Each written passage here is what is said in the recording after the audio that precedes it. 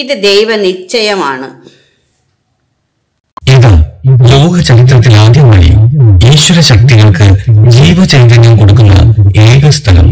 ഇതിനോടൊപ്പം മനുഷ്യർക്കും എല്ലാ ജീവജാലങ്ങൾക്കും എല്ലാത്തിനും അതിൻ്റെതായ പ്രശ്നപരിഹാരവും. ലോകാ സമസ്ത സുഖിനോ ഭവന്തു.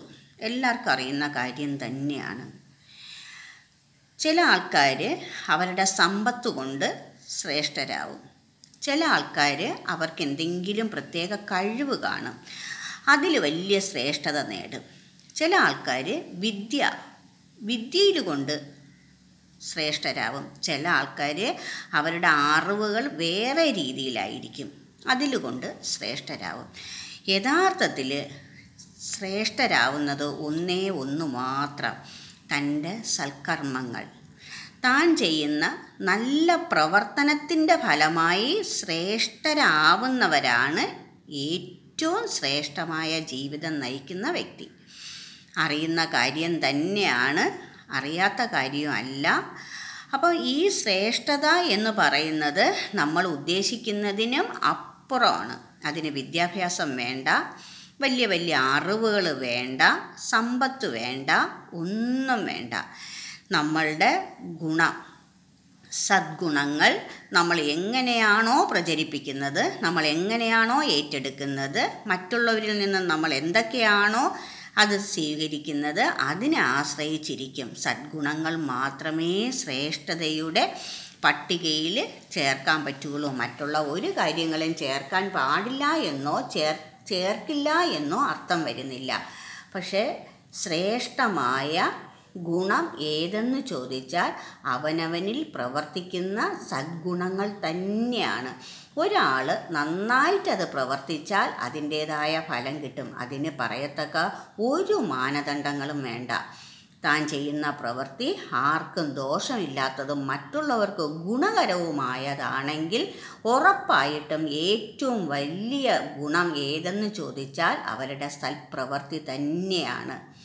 അതിന് പണം വേണ്ട, സമ്പത്ത് വേണ്ട, അതിന് പ്രത്യേക യോഗ്യതകളൊന്നും വേണ്ട. ഇതൊന്ന് പ്രചരിപ്പിച്ച് കഴിഞ്ഞാൽ, അത് പ്രവർത്തിച്ചു കഴിഞ്ഞാൽ അവർക്ക് കിട്ടുന്ന സന്തോഷവും ആനന്ദവും വളരെ വലുതാണ്. ഇത് ഒരാൾക്കെന്നല്ല, എല്ലാ ആൾക്കാർക്കും ഇത് ചെയ്യാൻ പറ്റും.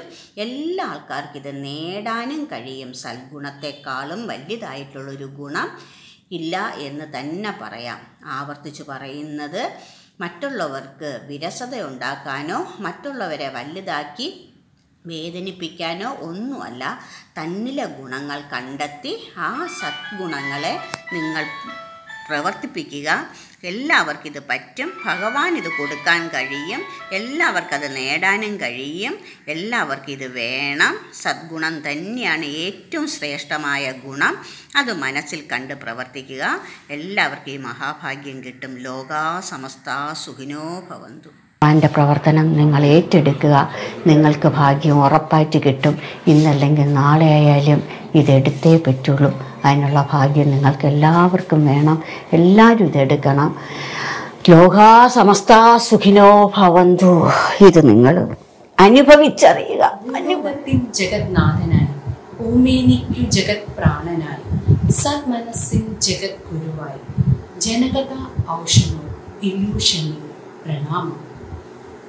കൽക്കി ഭാരതിയമ്മ, കൽക്കി TC 42/3481, PURA number 113, Unninagar, Nallathu road, Poojappura, Thiruvananthapuram, Kerala. Phone 8080742539, 8089742539. Email ushabharati11@gmail.com. Visit YouTube Bharathiyamma കലിയുഗ അവതാരം.